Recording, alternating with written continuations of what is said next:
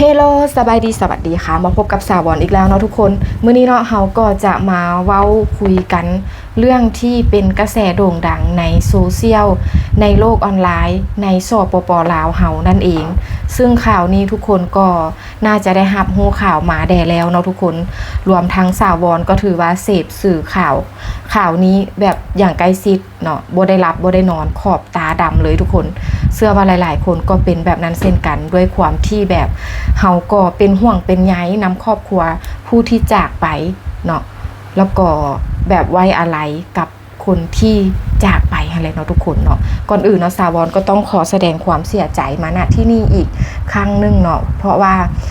ข่าวนี้เนาะสาวอนก็เคยเผยแพร่แล้วเมื่อ10เดือนที่แล้วเนาะทุกคนที่ตอนเกิดเหตุการณ์ไฟไหม้คฤหาสน์หรูที่บ้านพระข่าวนครหลวงเวียงจันทน์เนาะเป็นคฤหาสน์ของ CEO ดังท่านหนึ่งทุกคนซึ่งเป็นเจ้าของแบรนด์ครีมโสมงามนั่นเองหลายๆคนลาวก็จะฮู้เฮามาพูดคุยกันเรื่องนี้ทุกคนเพราะว่ามันเป็นเรื่องที่แบบถือว่าใหญ่เลยทุกคนเลยแล้วก็มันเป็นเรื่องที่แบบสังคมให้ความสนใจหลายมันเป็นเรื่องที่โหดร้ายเนาะแล้วมันเป็นเรื่องที่แบบเศร้าใจสลดใจ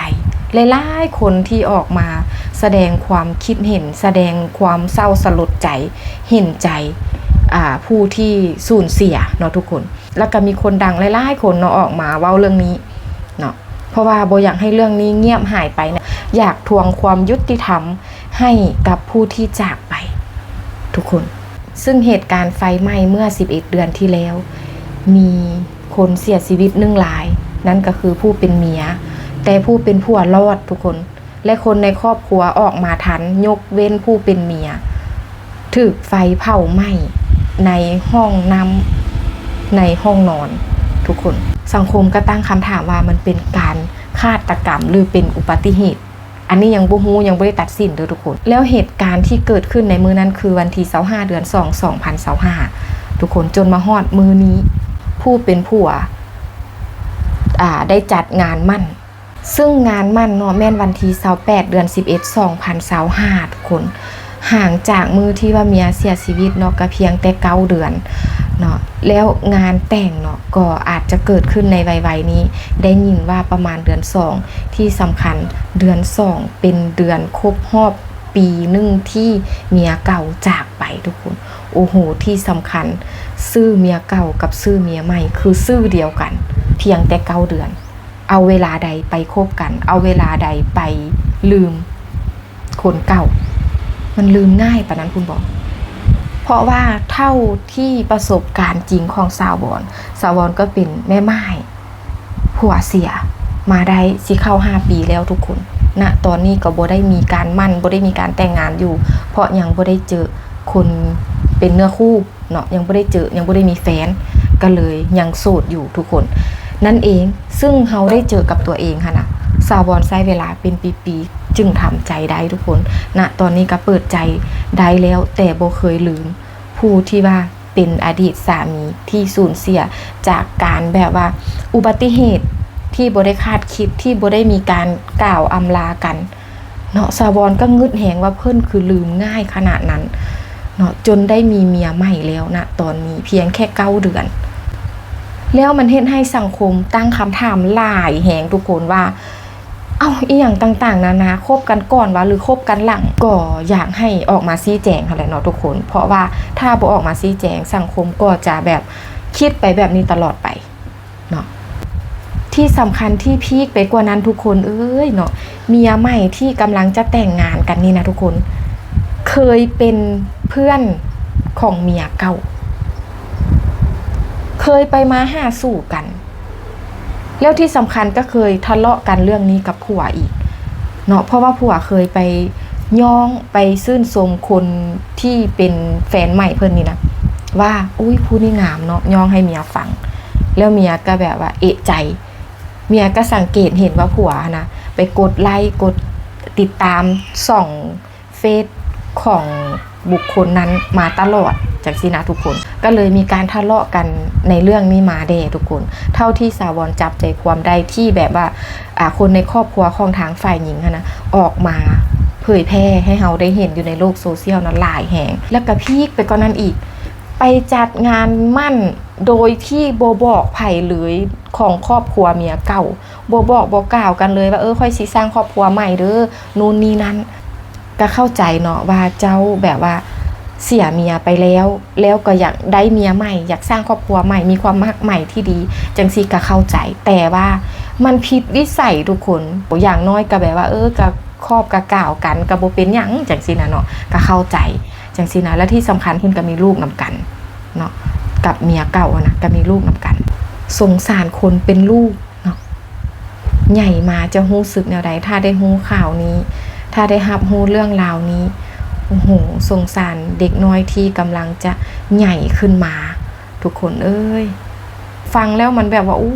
ยน่าสงสารนะน่าสงสารครอบครัวที่แบบว่าสูญเสียแล้วก็น่าสงสารผู้ที่จากไปทุกคนเนาะเฮ็ดได้จังใดถ้ามันเป็นเรื่องจริงเนาะก็ถือว่าโหดเกินโหดร้ายเกินแต่ผู้ที่เสียใจที่สุดก็คือผู้เป็นแม่ของเมียเก่าเนาะผู้เป็นแม่ของเมียเก่าได้โพสต์ไว้เนาะทุกคนเดี๋ยวสาวรจะอ่านให้ทุกคนฟังเนาะเพิ่นได้โพสต์ว่าเนาะลูกใหม่ตั้งแต่แม่ได้รู้ข่าวว่าคนที่ลูกฮักที่สุดเขาตอบแทนลูกแบบนั้นแม่จนกินบ่ได้นอนบ่หลับอีตนลูกเด้ลูกคือสิ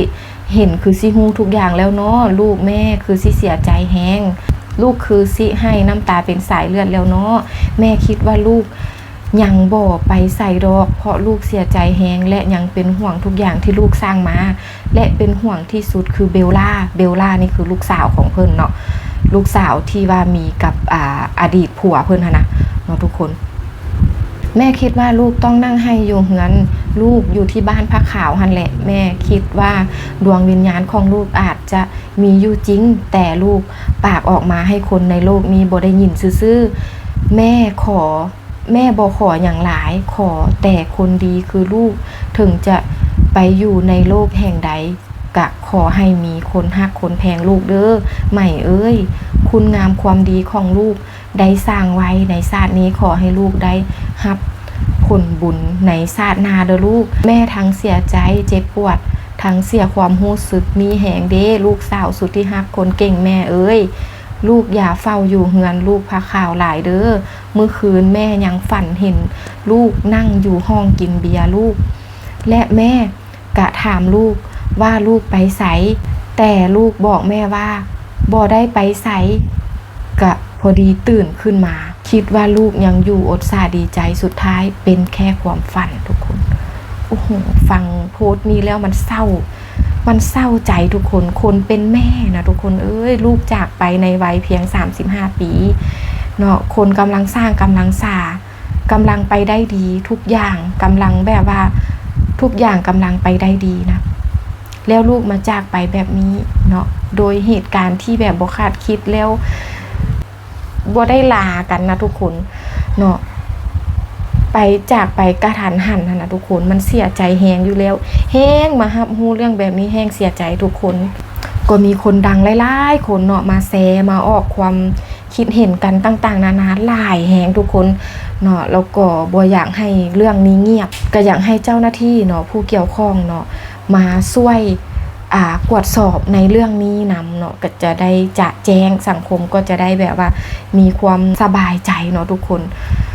เขาก็เฮ็ดอย่างบ่ได้เนาะก็ต้องการทวงความยุติธรรมให้คนที่จากไปให้แหละเนาะที่สุดแล้วเนาะสวรรค์ก็อยากให้ทุกคนเนาะใช้ชีวิตอย่างมีสติระมัดระวังตัว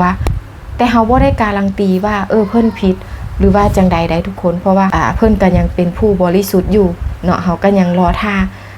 คำอธิบายจากบุคคลดังกล่าวอยู่ทุกคนซึ่งก็น่าจะไวๆนี้เนาะที่เพิ่นจะออกมาอธิบายให้สังคมได้รับรู้ถึงความเป็นไปมาแนวใดนะเรื่องราวนี้เนาะก็ถือว่าหดหู่ใจหลายแล้วก็เป็นที่น่าสนใจของสังคมลาวเฮานั่นเองเนาะทุกคนสำหรับคลิปนี้เนาะสาวรก็จะขออนุญาตจบคลิปแต่เพียงเท่านี้เด้อฝากทุกคนกดไลค์กดแชร์กดติดตามกด Subscribe ให้สาวรแน่เด้อเจอกันคลิปต่อไปทุกคนบ๊ายบาย